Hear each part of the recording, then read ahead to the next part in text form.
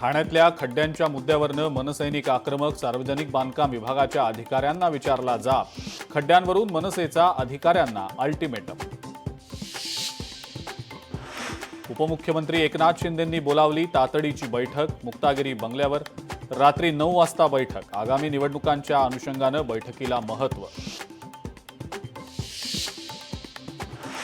लातूर जिल्हाधिकारी कार्यालयासमोर छावा संघटनेच्या कार्यकर्त्यांचा आत्मदहनाचा प्रयत्न.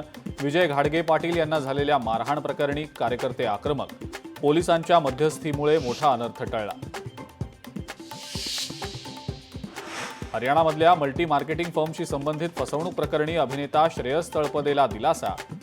श्रेयस तळपदेला अटकेपासून अंतरिम संरक्षण.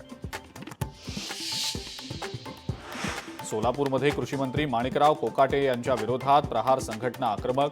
कृषी अधीक्षक कार्यालयात गळ्यामध्ये पत्त्याची माळ घालत प्रहारचं आंदोलन. कोकाटेंच्या प्रतिमेवर शाई फेकत नोंदवला निषेध.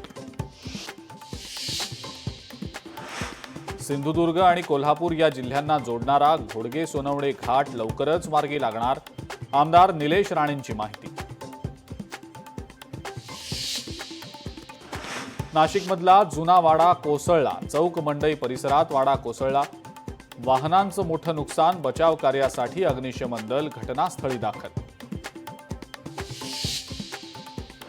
नवी मुंबईच्या सानपाडा येथील मैदान वाचवण्यासाठी स्थानिक आक्रमक. नवी मुंबई पालिकेच्या निर्णयाविरोधात जन आंदोलन. मैदान वाचवा कृती समितीच्या वतीनं निषेध. आणि कल्याणमध्ये एका रिसेप्शनिस्ट तरुणीला बेदम मारहाण. नांदिवली परिसरातला प्रकार. मारहाणीची घटना सीसीटीव्हीमध्ये चित्रित. मानपाडा पोलीस स्टेशनमध्ये गुन्हा दाखल.